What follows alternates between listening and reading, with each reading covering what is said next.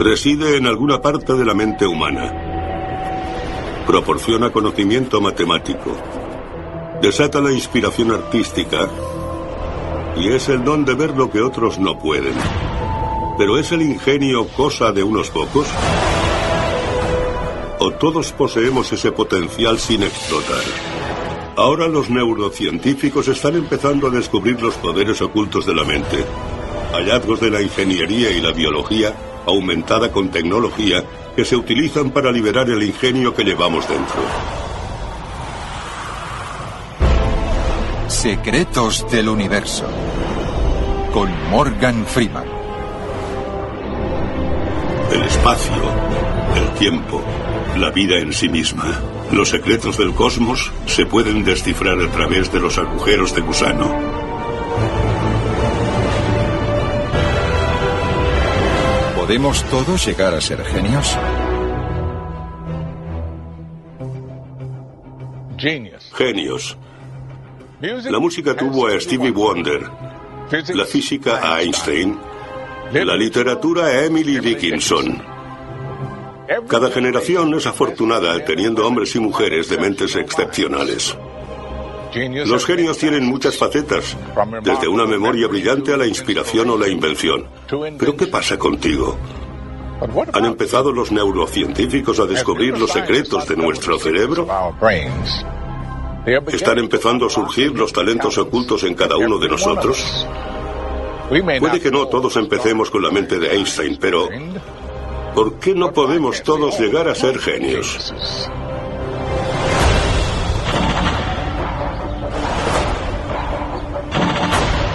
Jason Paget es un prodigioso matemático, pero no nació siéndolo. Una noche, cuando tenía 30 y pocos años, la vida y la mente de Jason cambiaron completamente. Casi oí, más que sentí ese golpe seco, y vi como si fuera una ráfaga de luz. Lo siguiente que vi era que estaba de rodillas, recibiendo puñetazos y patadas desde todos sitios. Antes del incidente, Jason era vendedor de muebles. Había dejado la universidad y no le interesaban las matemáticas. Odiaba las matemáticas. Estaba convencido de que no podían aplicarse a nada, que no servían para nada. Pero las lesiones en el cerebro de Jason, de alguna manera desataron una nueva y excepcional forma de ver el mundo. Todo lo que antes me parecía curvo, ahora parecía que tenía pequeños ejes. La uniformidad de todo había desaparecido. Mirara la forma que mirara, podía cortarla en un número de triángulos que formaran esa forma. Pero no lo había apreciado antes. Eso me hizo darme cuenta de que esta conexión entre los triángulos y las formas estaba en todos sitios, y entonces me pareció evidente que eso era matemático. Ahora, cada vez que Jason observa ecuaciones matemáticas, su mente inmediatamente las transforma en complejas figuras geométricas. Su mente aplica la misma geometría en el mundo natural siempre que ve patrones. A veces parece que es un poco como un superpoder. Veo el mundo como pura geometría. El que fue un subrealizado ahora estudia la teoría de números avanzada y realiza dibujos de conceptos matemáticos complejos que han sido premiados. Pero, ¿qué ha cambiado exactamente en su cerebro para convertir a Jason en un genio? ¿Podríamos realizar los mismos cambios en nuestro cerebro?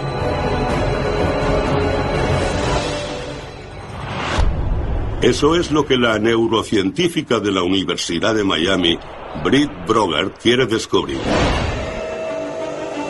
Britt hizo un escáner al cerebro de Jason mientras él revisaba una secuencia de ecuaciones. Descubrió que su cerebro se había reconectado después de la lesión.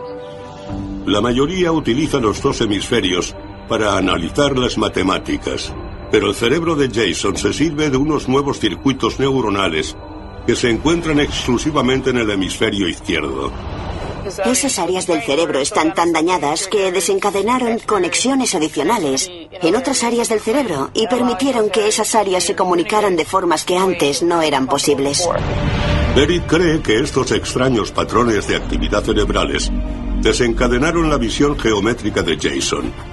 Es un tipo de fenómeno llamado sinestesia. Hay diferentes tipos de sinestesia. Alguien con sinestesia cromática puede percibir los números como si fueran de distintos colores. Una persona con sinestesia olfativa puede escuchar música y sentir el aroma del café recién hecho. La sinestesia de Jason combina las matemáticas con el sentido de la vista. Así que cuando contempla instantáneamente ve a su geometría subyacente. Es como una visión de rayos X que revelara la base matemática de todo el mundo. La sinestesia normalmente mejora las habilidades cognitivas. La sinestesia es como una llave que libera áreas inactivas o dormidas del cerebro. Britt está convencido que todos tenemos potencial para liberar esas habilidades sin recibir un golpe. Está consiguiendo resultados prometedores con su fármaco psicodélico llamado psilocibina. Es el ingrediente de las setas que las convierte en alucinógenas. Pero cuando la usamos en las investigaciones, la usamos en su forma pura, estando aislada, así que podemos controlar la cantidad que le damos a los sujetos. La psilocibina sobrecarga el cerebro para que pueda asimilar más información sensorial. El resultado es una sensación de sinestesia en la que el sujeto percibe una explosión de figuras y colores liberada por otros sentidos aparte de la vista.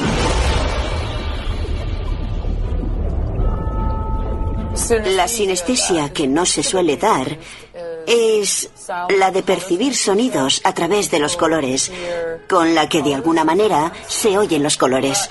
Pero el mecanismo subyacente puede que sea el mismo que subyace la sinestesia de Jason. Si investigadores como Britt pueden desarrollar versiones legales de fármacos como la psilocibina, es posible que muchos de nosotros podamos descubrir pronto que tenemos grandes habilidades mentales. En principio, todos podríamos llegar a ser genios al reconectar nuestro cerebro, por supuesto. El truco está en cómo hacerlo. Por supuesto, no puedes salir y golpearte la cabeza. Una lesión en la cabeza o un fármaco pueden transformar nuestro cerebro, pero ¿hay alguna manera de desarrollar la sinestesia y la inspiración que acarrea? A Albert Einstein le apasionaba la música.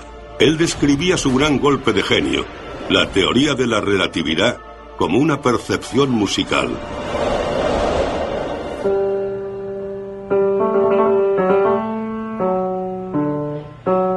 El neurocientífico y profesor de música Dr. Martin Gardner cree que la música es la clave para que los niños se conviertan en genios.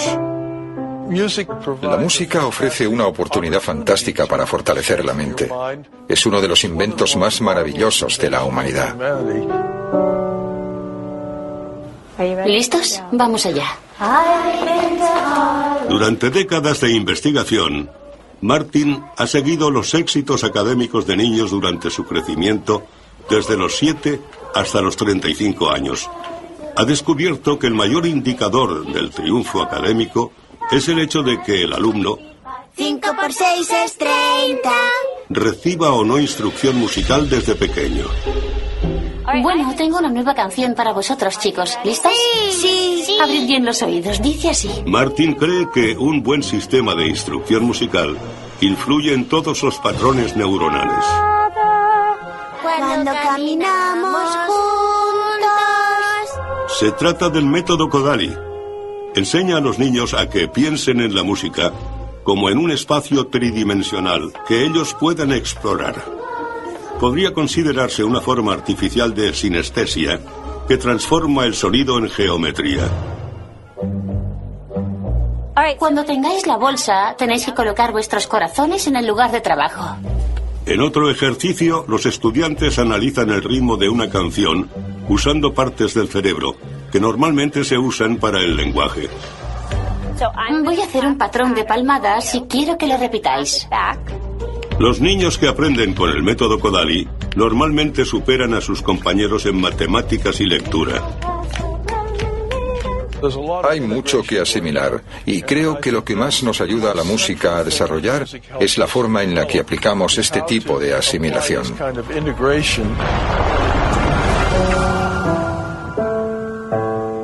Cuando interpretas música, el cerebro hace muchas cosas al mismo tiempo. Leer las notas en el papel, usar los músculos para tocarlas, escuchar los sonidos que resuenan y controlar perfectamente los tiempos. Para realizar todas estas funciones a la vez, el cerebro necesita un buen conductor. El córtex prefrontal impide que varias partes del cerebro se pisen unas a otras, transformando la discordancia en una armoniosa sinfonía.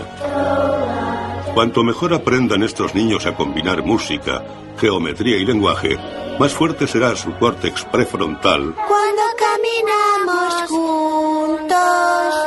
para convertirse en genios. La música ayuda a construir una especie de puente que permite comenzar a usar ese tipo de áreas elevadas. Muy bien. La música ayuda a que muchas zonas del cerebro trabajen juntas en una sinfonía de creatividad. Pero no se puede escribir una sinfonía si no se dispone de la inspiración suficiente. ¿De dónde provienen esos momentos de revelación? ¿Debemos esperarlos o podemos hacer que ocurran justo a tiempo?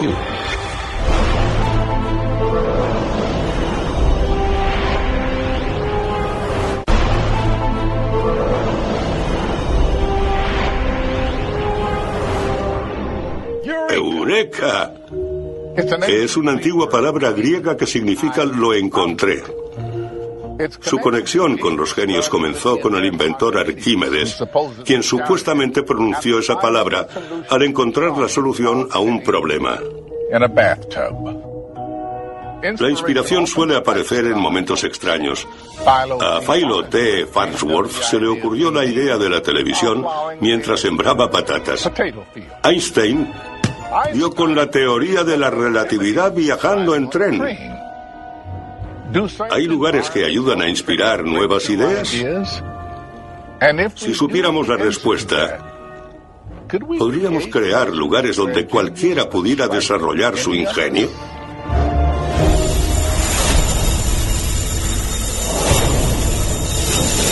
El científico cognitivo John Cunios quiere que cada persona tenga su momento de revelación. En 1943, Richard James era un ingeniero que viajaba en un barco de la Marina de Estados Unidos. Estaba instalando algunos dispositivos con muelles, y uno de esos muelles se soltó y comenzó a brincar por ahí como si tuviera vida propia. En ese momento se encendió la bombilla de James y se dio cuenta de que ese muelle podría ser la base para un juguete. Gente de todo tipo tiene estos momentos de revelación. Son ideas repentinas que confieren una nueva perspectiva, una nueva forma de ver las cosas. Durante 15 años, John y sus compañeros han estudiado estas repentinas y geniales ideas para intentar encontrar exactamente el motivo que las desencadena. Pero, ¿cómo se estudian estos momentos de revelación?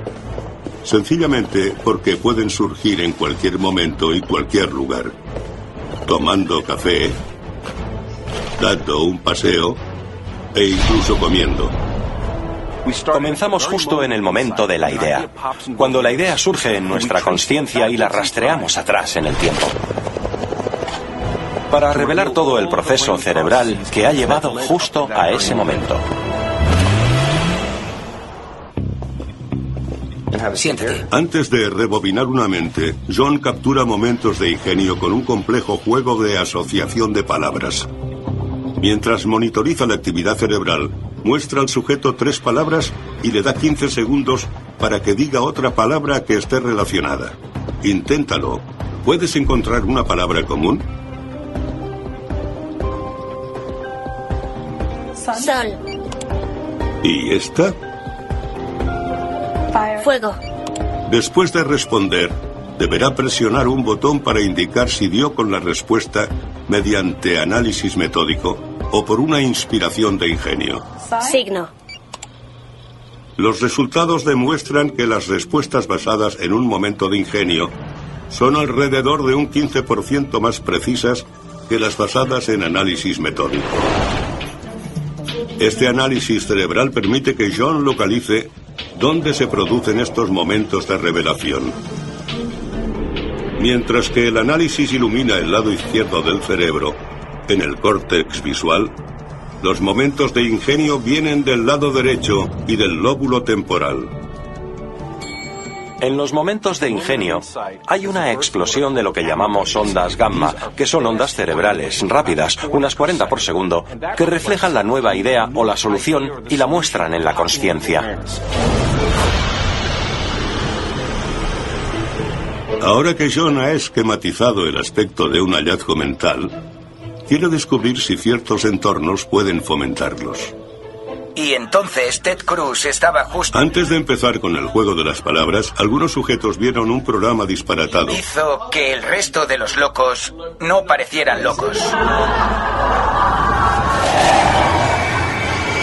Mientras que otros vieron una película de terror. No entiendo por qué una persona que es tan superficial se vuelve más popular cuando hace... Los que se rieron con el cómico no solo acertaron más respuestas, sino que tuvieron más momentos de ingenio que los que vieron la película de terror. El humor juega un papel importante a la hora de inclinarse más por un momento de ingenio o por un pensamiento analítico. Cuando sientes una amenaza, el alcance de tu atención se reduce a esa amenaza. Cuando estamos felices, nos sentimos a salvo. No hay amenaza y eso nos proporciona una sensación de libertad para explorar ideas remotas, que es la base de la creatividad. Es como el niño del cole que dice que sabe karate, pero que no hace ninguna demostración. La inspiración requiere un concreto estado mental. No se pueden forzar los momentos de ingenio. Son como los gatos. Puedes persuadirlos, pero no puedes obligarlos. Pero se pueden crear condiciones para hacer que estos momentos de ingenio sean posibles o más probables. De hecho, la investigación de John ha dado con algunas recomendaciones. Una habitación pintada de azul o verde es inspiradora. Pero el cerebro percibe una habitación roja como una amenaza y restringe el pensamiento. El flujo de un río o los perritos van bien para el ingenio. Pero los sonidos fuertes, ser fastidiado o las fechas límite matan la inspiración. Cualquiera puede tener momentos de revelación. Es parte de lo que distingue al ser humano como pensadores creativos. El truco está en crear las circunstancias correctas, el entorno correcto para incrementarlos. Para la mayoría el ruido es molesto, algo de lo que intentamos escapar. Pero no para el neurocientífico Roy Cohen-Kadosh. En nuestra vida diaria a veces hay mucho ruido, como aquí, en esta obra. Pero el ruido que yo utilizo es diferente al que escuchas aquí. ¿Por qué no vamos a un lugar más tranquilo donde pueda explicártelo? En su laboratorio de la Universidad de Oxford, Roy inocula ruido directamente en el cerebro humano para intentar hacerles más inteligentes. El ruido puede distraer, pero cuando se usa cierto nivel de ruido blanco, este puede realmente mejorar las capacidades cognitivas y de aprendizaje. Ruido blanco. Los ríos lo producen de forma natural. Algo que ayuda a dormir. Incluso existen aplicaciones para producirlo. Roy tiene la teoría de que un específico tipo de ruido blanco puede sobrecargar las habilidades cognitivas. Se basa en unas complicadas ideas llamadas resonancia estocástica. Cuando añades justo la cantidad correcta de ruido blanco a una señal débil, algunas de las frecuencias del ruido blanco se asocian con las de la señal, resuenan con ellas y las estimulan. Esta resonancia estocástica puede funcionar con cualquier tipo de ruido para el oído o para la vista. Aquí tenemos un dibujo, pero no se puede detectar con fiabilidad lo que hay en el dibujo. ¿Adivináis qué es esto? Si añadimos ruido blanco a un nivel concreto, se verá que es el Big Ben. Sin embargo, si añadimos demasiado ruido blanco, no obtendremos ningún beneficio.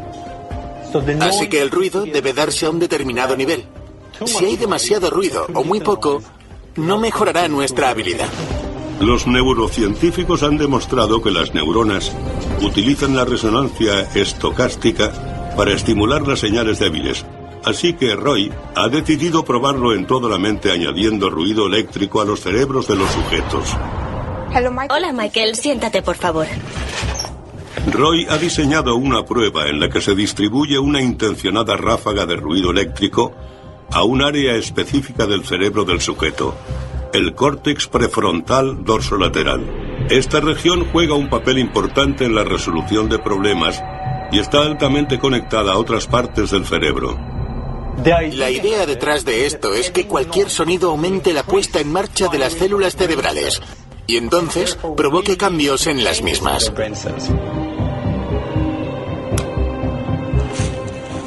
¿Estás listo? Estoy listo, sí. Vale, genial. Durante 30 minutos, el sujeto participa en un videojuego especialmente diseñado en el que hay que resolver una serie de desafíos cognitivos en una fábrica de robots.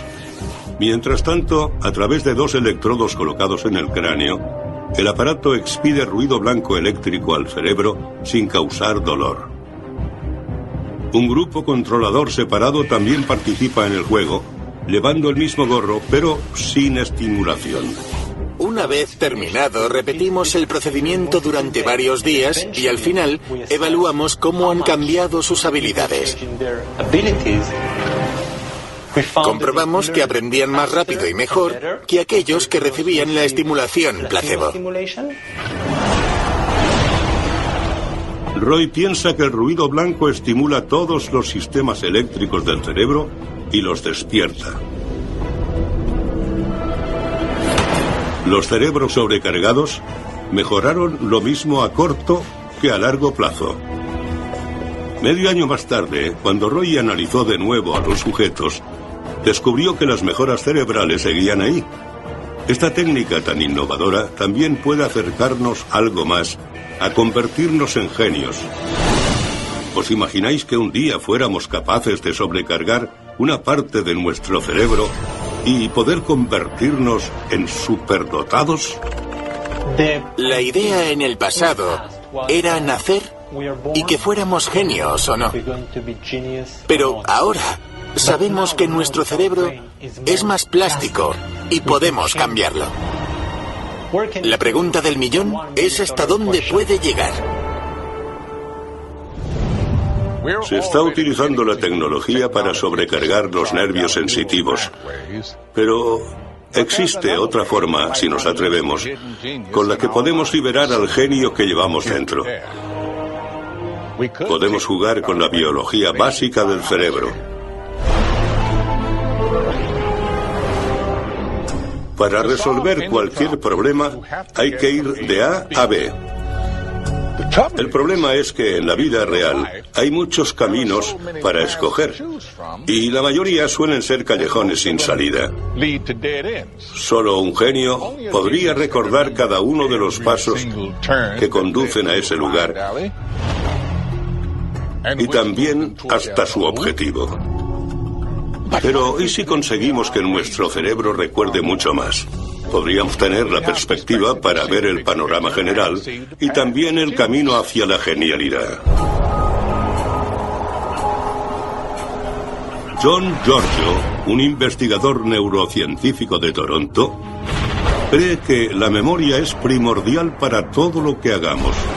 Sin recuerdos, no podríamos desempeñar muchas de nuestras funciones, como encontrar el camino al trabajo, reconocer a personas conocidas, aprender tareas diferentes.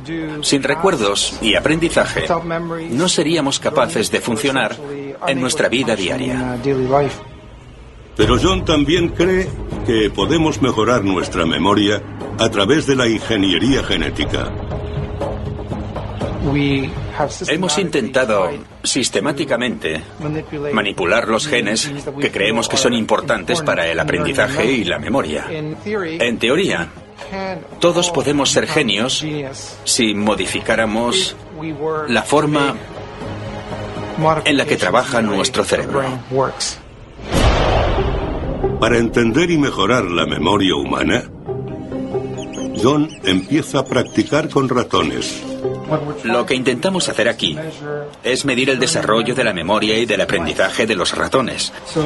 Así que lo que hacemos es coger a un ratón y lo ponemos en una piscina cilíndrica de agua. Y el ratón tiene que encontrar la salida en una plataforma escondida bajo el agua.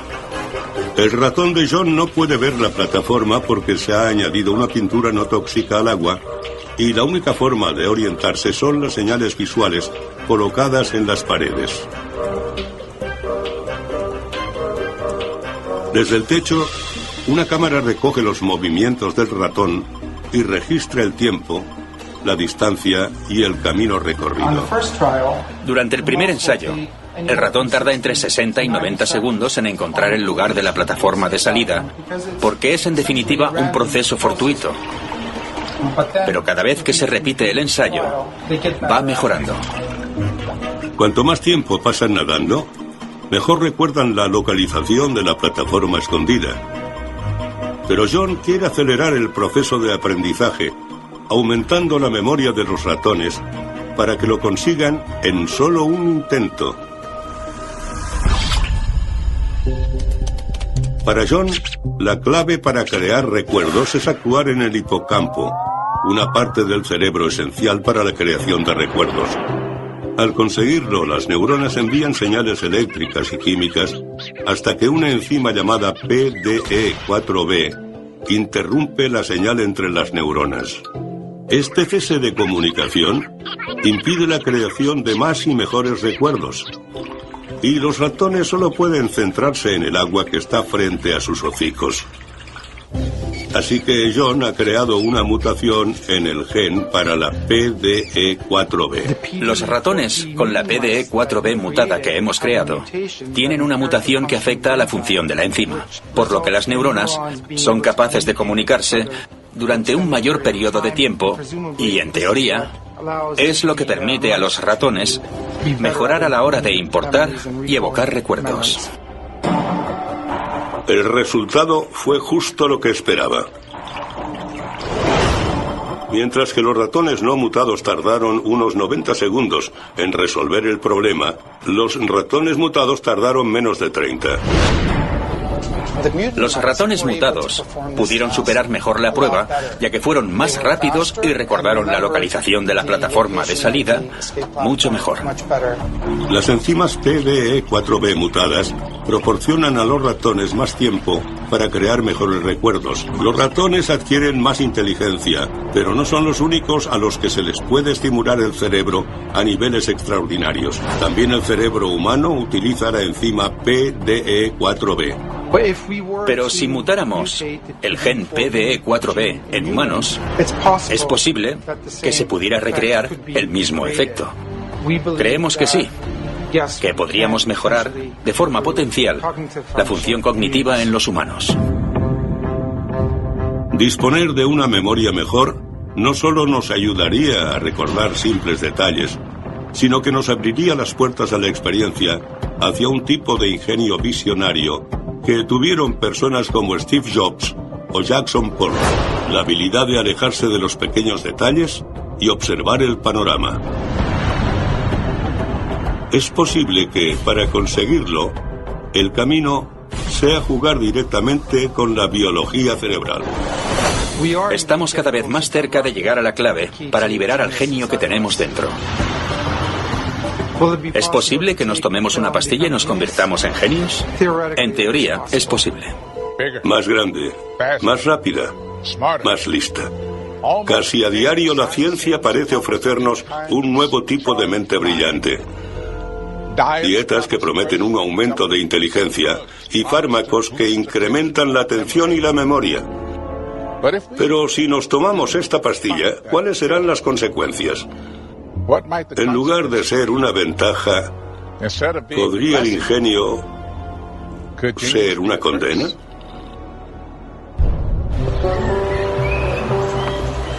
En Warwick, Inglaterra, el profesor de psicología Thomas Hills ha deducido que ser un genio está sobrevalorado. Este bar es el lugar perfecto para demostrarlo.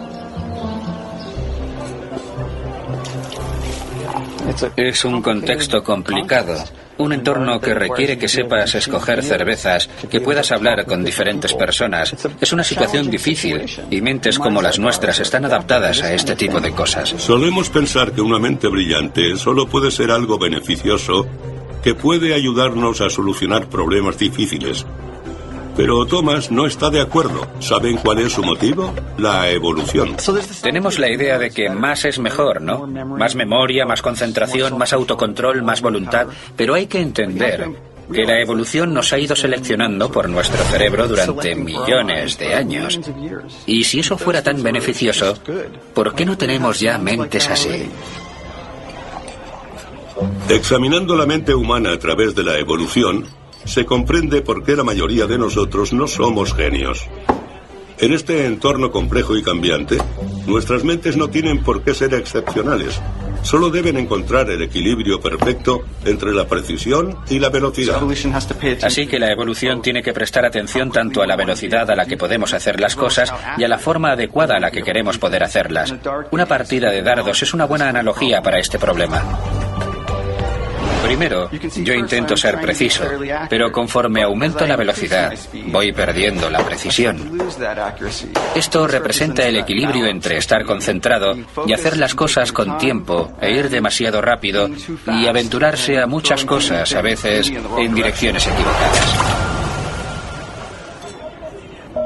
El ajedrez es un buen ejemplo de ejercicio del equilibrio cerebral.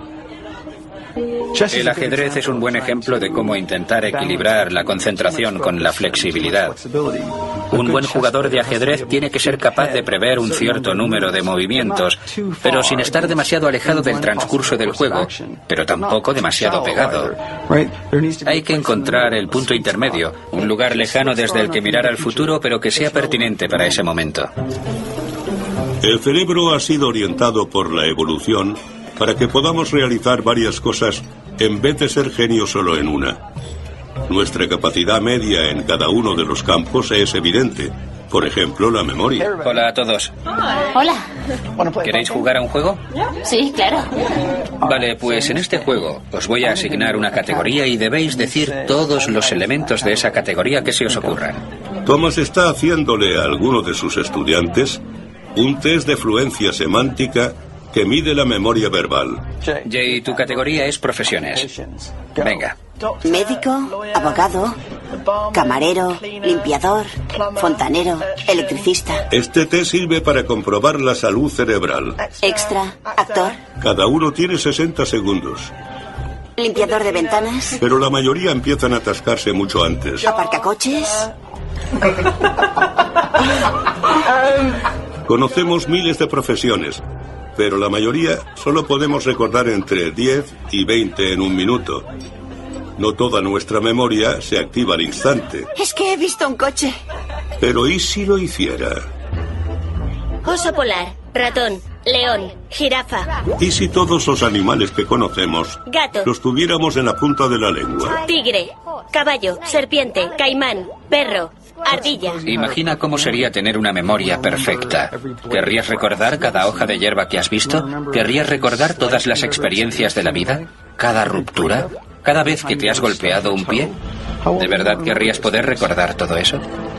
Lo que al principio parece un superpoder puede convertirse rápidamente en una condena. Si pudiéramos recordar todo lo que hemos experimentado, podría ser más difícil aprender cosas nuevas, ¿no? En cierto sentido, olvidar nos ayuda a aprender nuevos contextos y a aprender nuevas formas de lidiar con los nuevos problemas. Perro, gato, caballo, araña. En otras palabras, el olvido es una habilidad mental casi tan importante como el recuerdo. Thomas piensa que es crucial entender que la evolución del cerebro es un sistema que busca un funcionamiento equilibrado dentro de unos límites para sobrevivir en este complejo mundo. Mejorar lo que la naturaleza nos ha dado es un reto, pero el cerebro ha tardado millones de años en evolucionar. Sobrecargar un área puede romper ese equilibrio. Genios como Van Gogh, Tesla o el matemático John Nash tenían mentes increíbles, pero les resultaba difícil conectar con otras personas, entender a la sociedad o experimentar profundas emociones. Hay mucha mitología sobre el ingenio. Es una enorme condena. Lo vemos en diferentes personajes que han sido famosos por saber mucho sobre diferentes tipos de cosas, pero al mismo tiempo parece que están atrapados en su propio mundo, lo que les provoca problemas en las actividades sociales, como charlar en un bar. Thomas cree que deberíamos celebrar nuestras limitaciones y que lo que llamamos genial puede ser una mente súper desarrollada en algunos aspectos, pero con carencias en otros. Así que tener una mente brillante es una cuestión interesante. Una vez empiezas a analizar lo que una mente brillante implica, empiezas a darte cuenta de que puede que no sea una buena idea después de todo. Pero quizá exista una forma de abrirse camino entre nuestras limitaciones mentales sin pagar un precio emocional.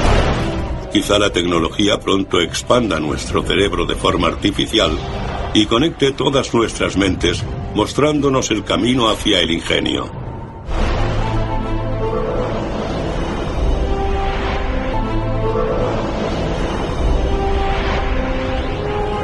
Uno de mis recuerdos favoritos es el sabor del té helado que preparaba mi abuela.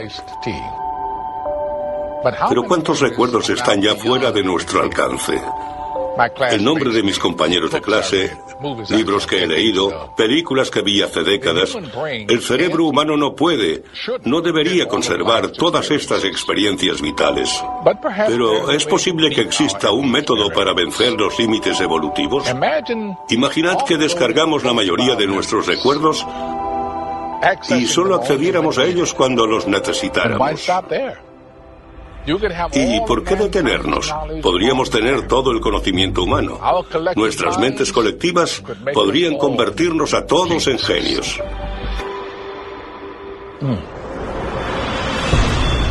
El doctor Ted Berger es un ingeniero biomédico que está intentando llevar el cerebro más allá de sus limitaciones. Normalmente los científicos prestamos más atención a cómo el cerebro se deteriora, pero no prestamos atención a cómo podemos acelerar la función cerebral y hacerlo funcionar de forma extraordinaria. En su laboratorio en la Universidad de California del Sur, están desarrollando un sistema para instalar memorias digitales en nuestros cerebros biológicos. Su principal esperanza es tratar los que tengan dificultades para retener recuerdos.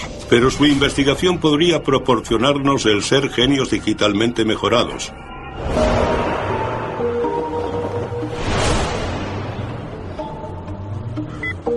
Su primer paso es entender cómo el cerebro almacena los recuerdos.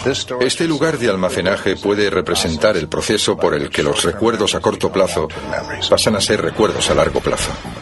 Cuando el cerebro recibe nueva información, esta al principio acude a la memoria a corto plazo, igual que un albañil cuando recibe un paquete y lo deja en el muelle de carga. Una parte del cerebro llamada hipocampo escanea y categoriza el elemento, como este recuerdo de Ted y su hija, y así puede ser enviado a la memoria a largo plazo. Lo que hace el hipocampo es recoger estos recuerdos a corto plazo y llevarlos desde el muelle de carga hasta la planta correcta y el lugar correcto.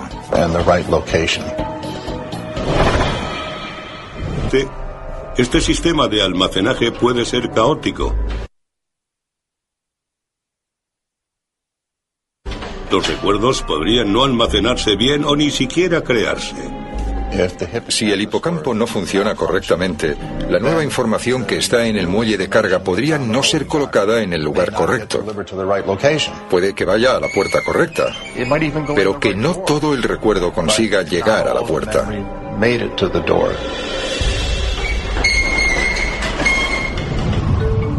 Ted está intentando averiguar cómo el hipocampo almacena los recuerdos para poder de forma electrónica acceder al sistema.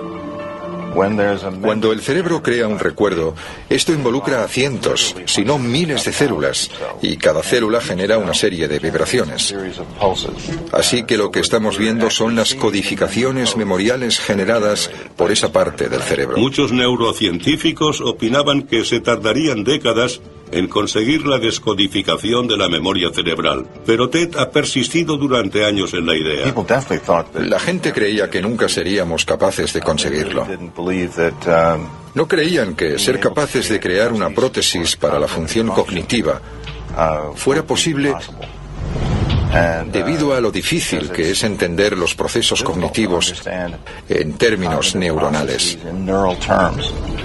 ¿Cómo podemos explicar un proceso cognitivo como el lenguaje o la memoria a través de la actividad de las neuronas? Y eso es parte de lo que hemos sido capaces de conseguir, que este dibujo muestre exactamente qué tienen que hacer las neuronas para crear un recuerdo. Hemos podido documentar partes del hipocampo y ver la codificación de la memoria a corto plazo y la codificación de la memoria a largo plazo. Tenemos un modelo matemático que predice muy bien qué codificación de memoria a largo plazo debería producirse para diferentes objetos. ¿Cuál es la regla matemática que nos permite predecir qué codificación de la memoria a largo plazo debería producirse para una determinada codificación de memoria a corto plazo? Una vez tienes ese modelo, eso es lo que usamos para mejorar la actividad del hipocampo. Con una serie de electrodos implantados en el hipocampo de algunos pacientes voluntarios, Ted empieza a descifrar cómo el cerebro convierte los recuerdos a corto plazo en formas codificadas para que se almacenen como recuerdos a largo plazo. Pedimos a los pacientes que miren la foto y podemos leer la codificación para la foto, lo que significa que podemos generar nosotros mismos la codificación e implantarla en el cerebro. Tras conseguir la codificación del recuerdo a largo plazo, Ted ahora puede usar un microchip para enviar los recuerdos directamente al almacén permanente del cerebro. Los ensayos en humanos ya han empezado a hacerse en pacientes que sufren pérdidas de memoria debido a la epilepsia y con militares con traumatismo cráneoencefálico. Pero las implicaciones del hallazgo de Ted podrían ser mayores para la humanidad y para nuestro objetivo de conseguir ser genios. Si podemos adentrarnos en el sistema codificado de la memoria cerebral, no existirán límites para acceder a los recuerdos íntimos o de quienes queramos. Puede que sea posible coger los recuerdos de un organismo y colocarlos en el cerebro de otro organismo. Y hasta cierto punto, eso ya se ha demostrado. Podemos imaginar cómo sería compartir esos recuerdos de manera que el ingenio evoluciona no a partir de un solo individuo, sino de un conjunto colectivo de recuerdos. Nuestro cerebro humano, biológicamente limitado, podría tener acceso instantáneo a la sabiduría colectiva de toda la humanidad. Gracias a esta tecnología, todo el mundo podría trabajar y pensar conjuntamente para solucionar nuestros mayores problemas. El ingenio es mucho más que la memoria. Juntos, como grupo, podríamos tener un ingenio mayor, una mayor capacidad de la que tenemos de forma individual. Podríamos desarrollar la capacidad del ingenio de forma colectiva, usando nuestros recuerdos y nuestra creatividad. Algún día no muy lejano, podremos liberarnos de nuestra genética heredada y de los actos accidentales de nuestro cerebro. Pero por el contrario, la tecnología y la medicina nos convertirán en expertos de todo lo que queramos saber. Pero ahora mismo, ni las mentes más brillantes pueden saber todo lo que está por llegar. Siempre deberemos saber cambiar y adaptarnos. El verdadero ingenio consiste en jamás dejar de aprender.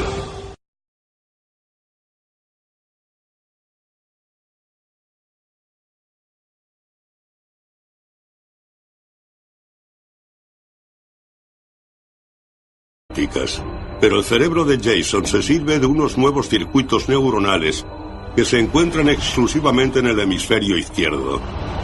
Esas áreas del cerebro están tan dañadas que desencadenaron conexiones adicionales en otras áreas del cerebro y permitieron que esas áreas se comunicaran de formas que antes no eran posibles. Berit cree que estos extraños patrones de actividad cerebrales desencadenaron la visión geométrica de Jason. Es un tipo de fenómeno llamado sinestesia. Hay diferentes tipos de sinestesia. Alguien con sinestesia cromática puede percibir los números como si fueran de distintos colores. Una persona con sinestesia olfativa puede escuchar música y sentir el aroma del café recién hecho. La sinestesia de Jason combina las matemáticas con el sentido de la vista. Así que cuando contempla instantáneamente ve a su geometría subyacente. Es como una visión de rayos métricas. Su mente aplica la misma geometría en el mundo natural siempre que ve patrones. A veces parece que es un poco como un superpoder. Veo el mundo como pura geometría. El que fue un subrealizado ahora estudia la teoría de números avanzada y realiza dibujos de conceptos matemáticos complejos que han sido premiados. Pero, ¿qué ha cambiado exactamente en su cerebro para convertir a Jason en un genio? ¿Podríamos realizar los mismos cambios en nuestro cerebro?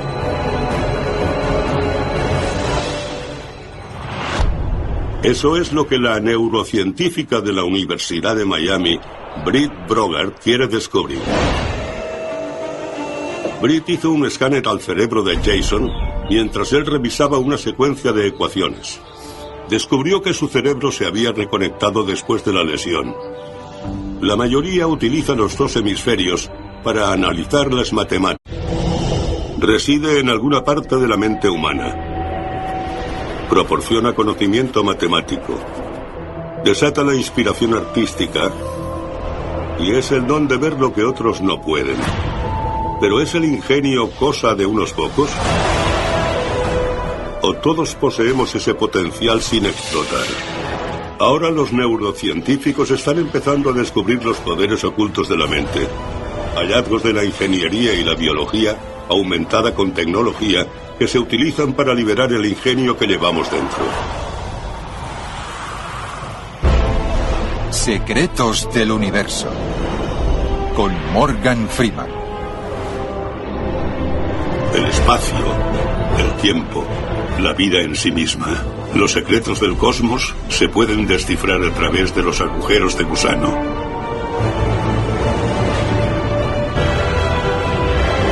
¿Podemos todos llegar a ser genios? Genios.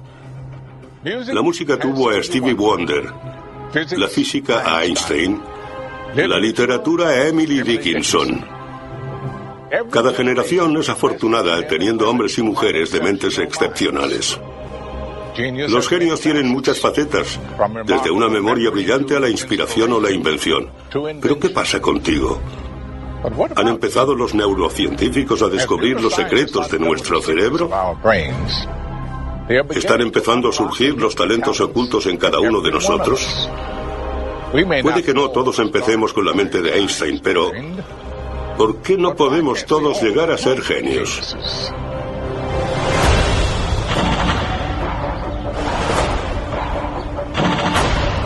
Jason Padgett es un prodigioso matemático, pero no nació siéndolo. Una noche, cuando tenía 30 y pocos años, la vida y la mente de Jason cambiaron completamente. Casi oí, más que sentí ese golpe seco, y vi como si fuera una ráfaga de luz. Lo siguiente que vi era que estaba de rodillas, recibiendo puñetazos y patadas desde todos sitios. Antes del incidente, Jason era vendedor de muebles. Había dejado la universidad y no le interesaban las matemáticas. Odiaba las matemáticas. Estaba convencido de que no podían aplicarse a nada, que no servían para nada. Pero las lesiones en el cerebro de Jason, de alguna manera desataron una nueva y excepcional forma de ver el mundo. Todo lo que antes me parecía curvo, ahora parecía que tenía pequeños ejes. La uniformidad de todo había desaparecido. Mirara la forma que mirara, podía cortarla en un número de triángulos que formaran esa forma. Pero no lo había apreciado antes. Eso me hizo darme cuenta de que esta conexión entre los triángulos y las formas estaba en todos sitios, y entonces me pareció evidente que eso era matemático. Ahora, cada vez que Jason observa ecuaciones matemáticas, su mente inmediatamente las transforma en complejas figuras geométricas.